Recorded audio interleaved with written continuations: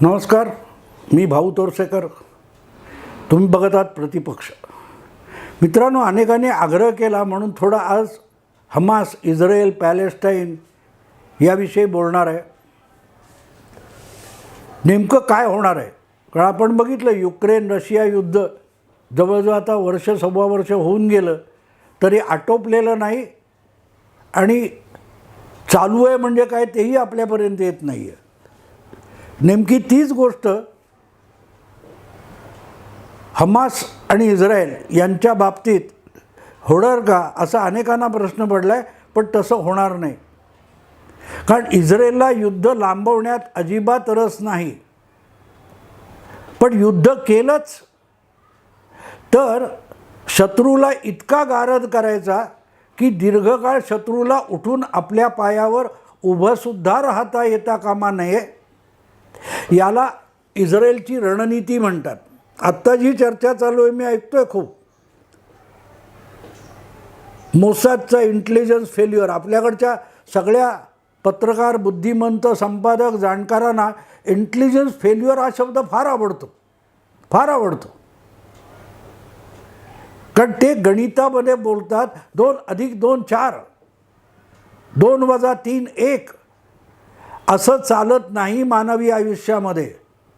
तसं असतं तर कल्पना चावला ज्या त्या अंतरिक्ष यानाच्या स्फोटात मरण पावली नसती, तिच्या देहाचा तुकडासुद्धा मिळाला नाही आणि आपली चंद्रयान 2 मोहीम अखेरच्या टप्प्यात फसली नसती. याचं कारण गणित जरी कागदावर सोपं असलं तरी व्यवहारात तसंच्या तसं होत नाही. त्यामुळे इंटेलिजन्स, गुप्तचर व्यवस्था, सुरक्षा व्यवस्था ही कितीही ठाम असली, कितीही भक्कम असली तरी त्याच्यात भेद होऊ शकतो. त्यालाच मानवी व्यवहार म्हणतात. तुमच्या डोक्यात इस्रायल, मोसाद वगैरे जे काय असेल म्हणून ते इतके अभेद्य आहे असं बिलकुल नसतं. फार अमेरिकेत जाऊन त्या वर्ल्ड ट्रेड सेंटरवर 2 विमानं आपटली गेली तेव्हा अमेरिका ह्यांचा इंटेलिजन्स फेल्युअर हा शब्द आवडीचा आहे. पण प्रत्येक बाबतीत कोणाच्या मनात काय चाललं आहे हे आत्ता मी बोलतो आहे तेव्हा तुम्ही ऐकता तेव्हा तुमच्या मनात काय चाललं आहे हे मला नाही कळू शकत. कारण तुमच्या प्रत्येकाच्या घरात मी एखादा माणूस ठेवू शकेन, फार तर सरकार ठेवू शकेल. पण एक गोष्ट साफ आहे की प्रत्येकाच्या मनात काय चाललं आहे हे ओळखता येत नाही. आणि त्यामुळेच देशाच्या लाखो संख्येच्या जमावामध्ये, वस्तीमध्ये प्रत्येक माणसाच्या मनात काय चाललं आहे, किंवा 10-12 माणसं एकत्र जमलीत तर ती मैताला जमलीत, कुठच्या लग्नाला जमलीत की कारस्थान शिजवायला जमलीत, याचा थांग पत्ता कितीही हुशार गुप्तहेर संस्था असेल तरीही तिला लागणार नाही. आणि म्हणूनच जे काय हमासकडून आक्रमक एकदम हल्ले झाले, इस्रायल गाफील होता, ही वस्तुस्थिती आहे. पण त्याला मी इंटेलिजन्स फेल्युअर म्हणत नाही. जसं उरी किंवा पुलवामाच्या हल्ल्यात देखील आपल्या गुप्तचर यंत्रणा तोकड्या पडल्या असं मी म्हणणार नाही. अगदी मुंबईत अतिरेकी घोसले 2008 अजमल कसाब वगैरे, त्याला पण मी इंटेलिजन्स फेल्युअर म्हणणार नाही. तुमचा गाफीलपणा हा शासकीय असतो, प्रशासकीय असतो, सामाजिक असतो. मुंबई हल्ल्याच्या निमित्ताने एक गोष्ट सांगेन मित्रांनो, की प्रज्ञा सिंग ठाकूर आणि कर्नल पुरोहित ह्या लोकांच्या विरोधात खोटा खटला दाखल केला गेला नसता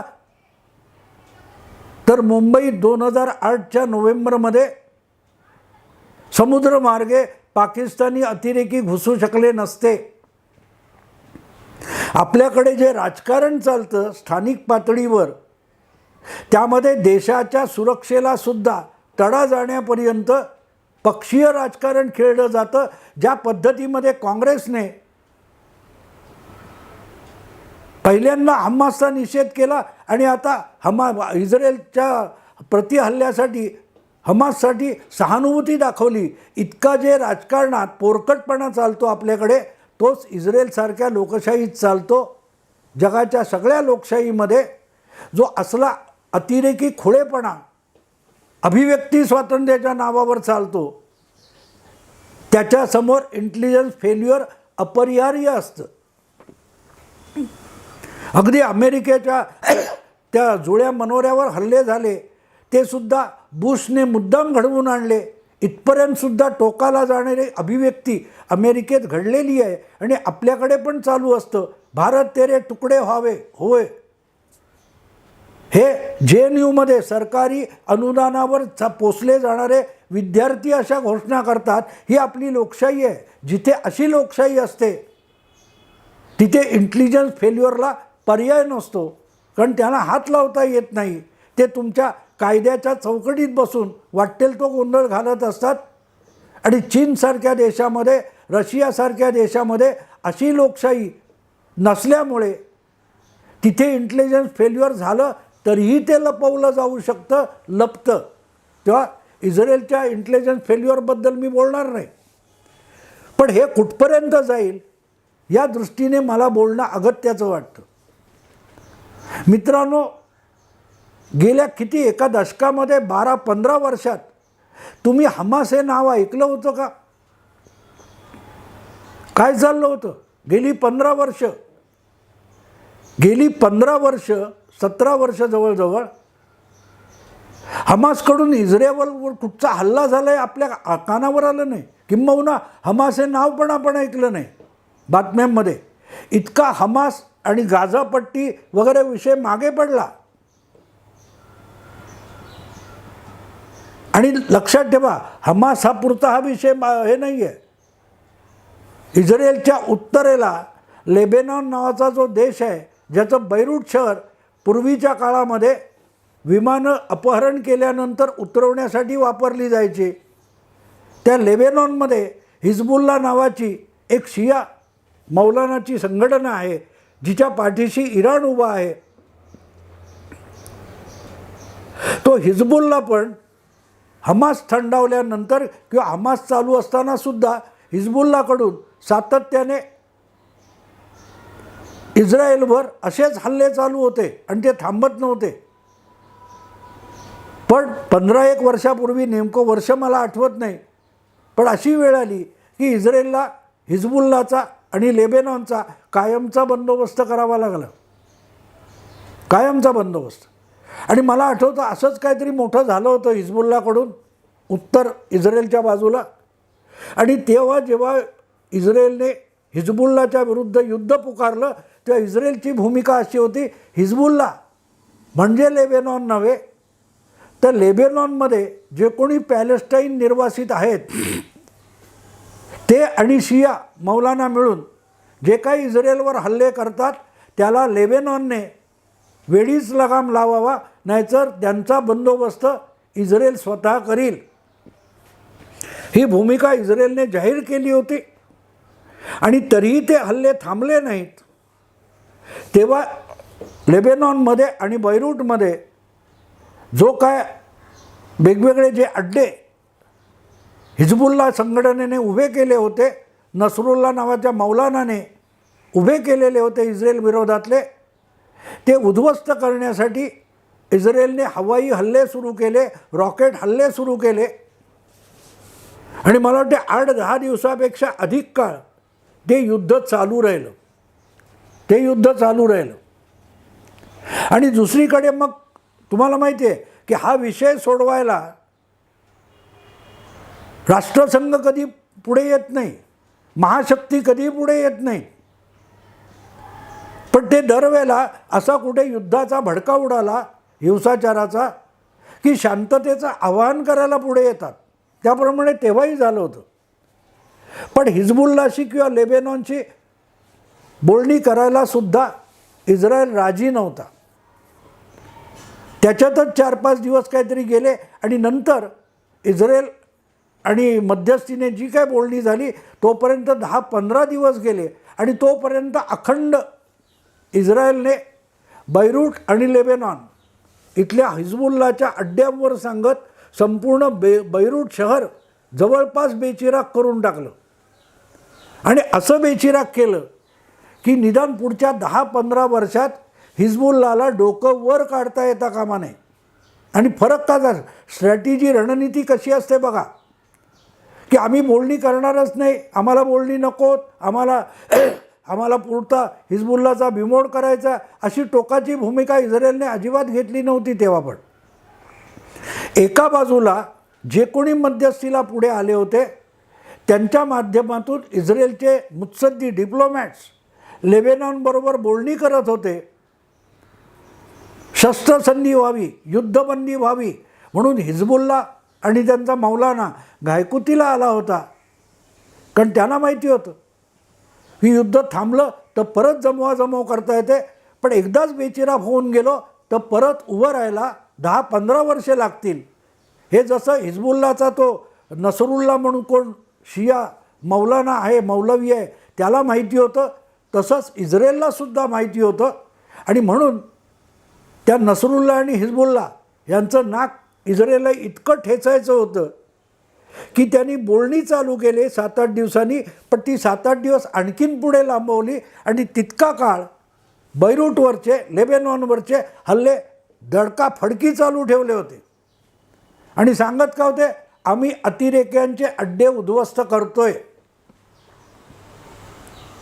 आणि ज्या वेळेला इस्रायलला पुरेसे समाधानकारक रीतीने बैरूट शहर उद्ध्वस्त करून टाकलं, साधं जगणं, उठणं, बसणं, खाणं पिणं यासाठी सुद्धा लाखो बैरूटकर आणि हिजबुल्लाचे आणि तिथले कोण असतील ते लेबेनॉनचे लोक रडकुंडीला आले, भिकाऱ्यासारखी परिस्थिती आली, रस्त्यावर अनाथ होऊन फिरण्याची पाळी आली. इतकं त्यांना उद्ध्वस्त केल्यावर लेबेनॉन, हिजबुल्ला आणि इस्रायल यांच्यात युद्धबंदीचा करार झाला. त्याला आता 15-16 वर्ष होऊन गेली. तुम्ही लेबेनॉनकडून इस्रायलवर हल्ला झाला उत्तर भागात हे कधी ऐकलं नाही, बातम्यांमध्येच नाही.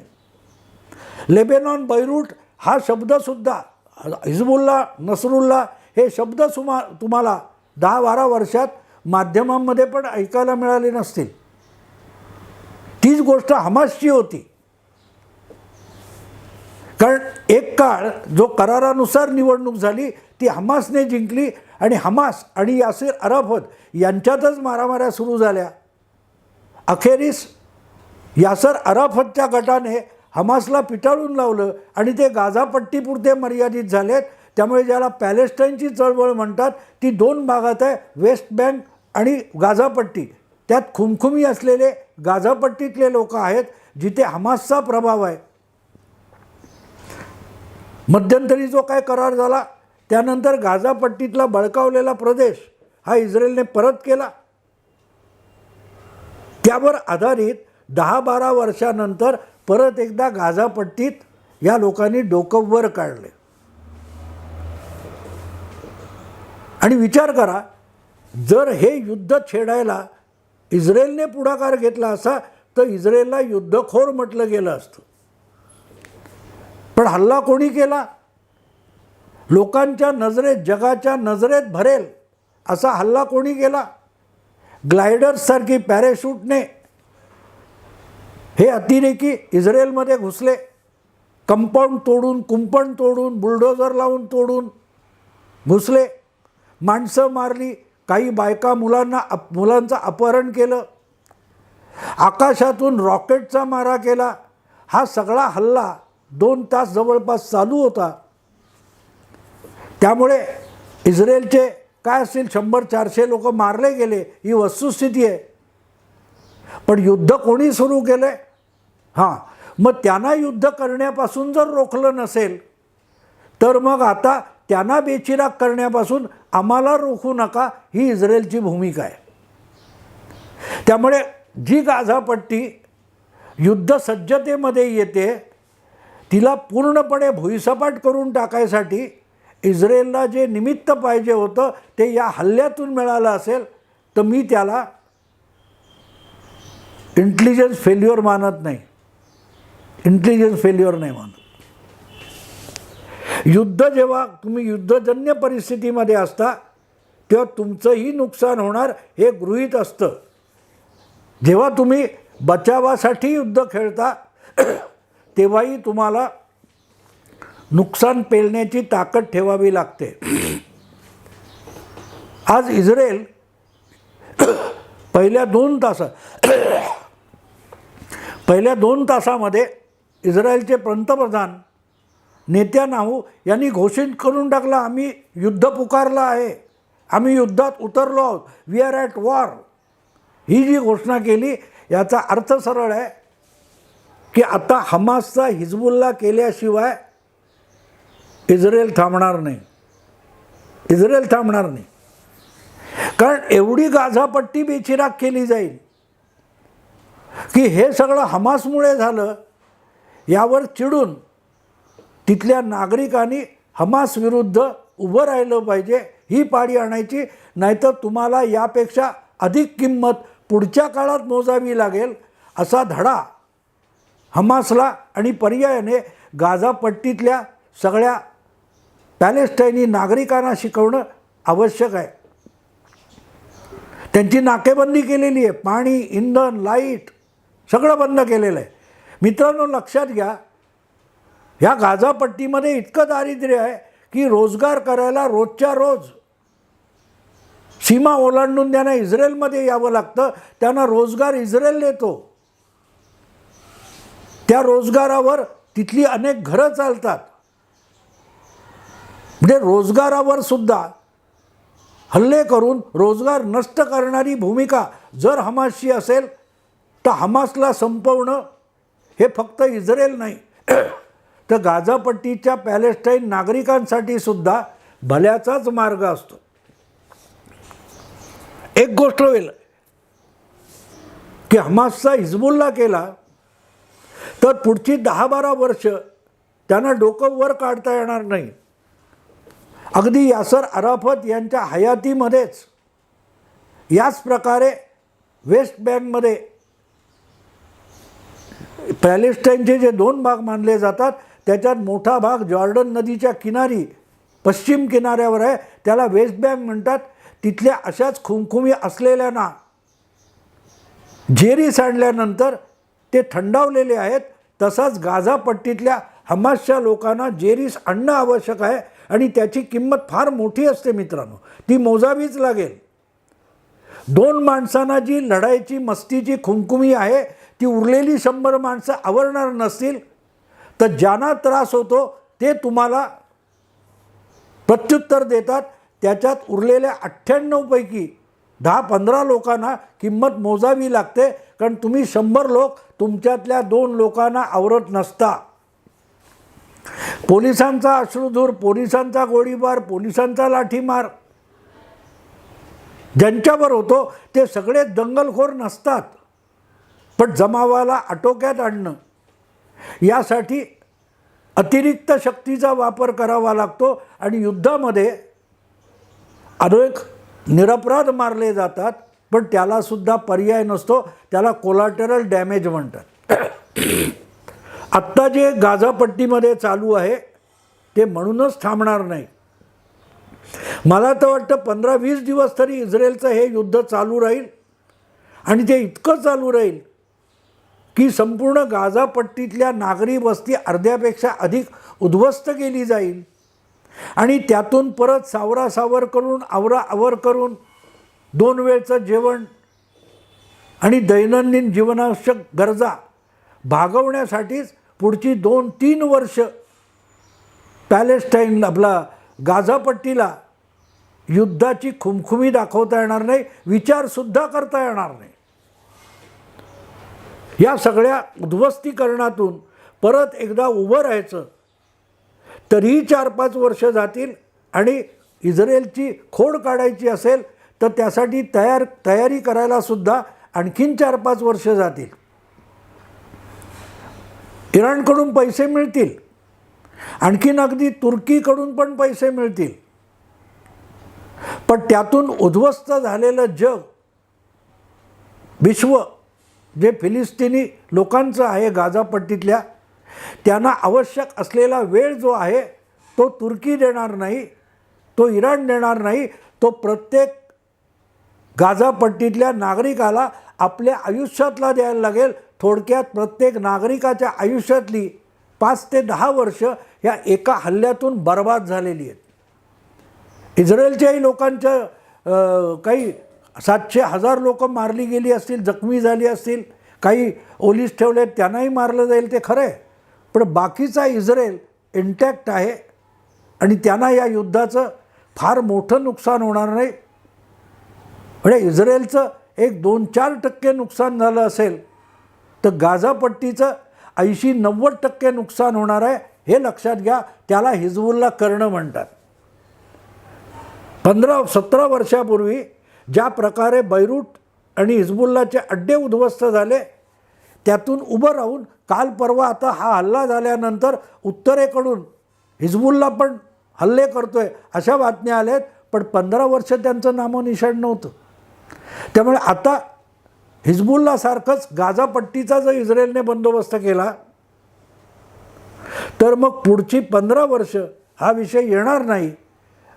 गाझापट्टी खुमखुमी दाखवणार नाही आणि ती खुमखुमी दाखवली नाही, लक्षात ठेवा, ती खुमखुमी दाखवली नाही तर अगदी सौदी अरेबिया, दुबईचाही फायदा होऊ शकतो. आणि म्हणून हा सगळा 3 दिवस प्रकार चालला आहे. त्यानंतरही पॅलेस्टाईनच्या खुल्या समर्थनाला सौदी अरेबिया, दुबई वगैरे आलेले नाहीत. फक्त कतार हा एक अरबी देश आणि इराणसारखा मुस्लिम देश हमासचं समर्थन करताना दिसतोय. पण सौदी अरेबिया, दुबई वगैरे देश का गप्प आहेत? कारण या युद्धात गाझापट्टी आटोपली, सगळी गाझापट्टी इस्रायलने बळकावली, तरीही सौदी अरेबिया वगैरेचा फायदा होऊ शकतो. कसा तो वेगळा विषय करावा लागेल. आत्ता इथे थांबतो. आवडलं लाईक करा, शेअर करा, सबस्क्राईब करा. नमस्कार.